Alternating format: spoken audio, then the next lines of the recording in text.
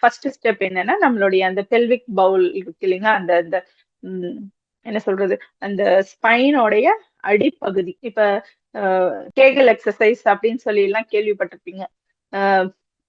பிரெக்னன்சில கூட வந்து அது செய்ய சொல்லி சொல்லியிருப்பாங்க. ஸோ அதை தான் நம்ம வந்து இங்க பேசிக்கலா வந்து பண்ண போறோம். ஓகேங்களா.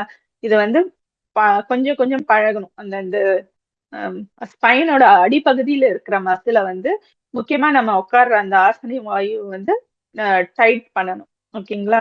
அதை வந்து நம்ம இருக்கணும். இருக்கிறது தான் இதனுடைய இது ப்ராக்டிஸ் பண்ண பண்ண பண்ணா வந்துரும். இதுல இருக்கிற எல்லா ப்ராக்டிஸுமே வந்துரும். சிலது ஈஸி ப்ராக்டிஸா இருக்கும், சிலதெல்லாம் கொஞ்சம் கொஞ்சமா நம்ம பண்ணி ட்ரெயின் பண்ணணும். ஓகேங்களா. ஸோ ஃபர்ஸ்ட் கொஞ்சம் ஃபியூ மினிட்ஸ்க்கு வந்து நம்ம அந்த அந்த மசிலை வந்து நல்லா வந்து இழுக்கலாம். இழுத்து ஒரு பாதி வந்து அப்படியே ரிலாக்ஸ் பண்ணணும். அதுக்கப்புறம் நல்லா பிரீத் பண்ணணும். ஓகேங்களா.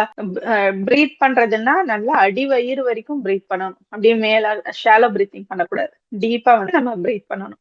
திரும்ப பிரீத் பண்ணிட்டு அந்த இன்னும் கான்ட்ராக்ட் பண்ணி இருக்கிறது வந்து அப்படியே ஸ்லோவா வந்து ரிலீஸ் பண்ணணும். ஓகேங்களா.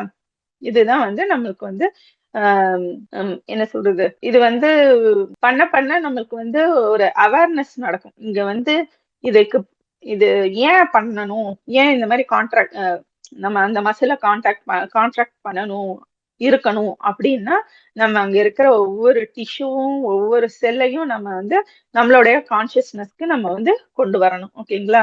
ஏன்னா நம்ம உடல்ல வந்து எல்லா இடத்துலயுமே நம்ம வந்து கான்சியஸா நம்ம வந்து வேலை பண்றது இல்லை இல்லைங்களா. எப்பயுமே நம்ம நம்ம உடலையே நம்ம வந்து கவனிக்கிறது இல்லைன்னு வச்சுக்கோங்களேன். மோஸ்ட்லி நம்ம வந்து ஏதோ ஒரு கதையில எந்த ஒரு சீன் நடந்தாலும் இங்க ஒரு மைண்ட்ல எண்ணங்கள்ல வந்து ஒரு கதையா பின்னாடி ஓடிக்கிட்டு இருக்கும். அது பின்னாடிதான் நம்ம போயிட்டு இருக்கோம்.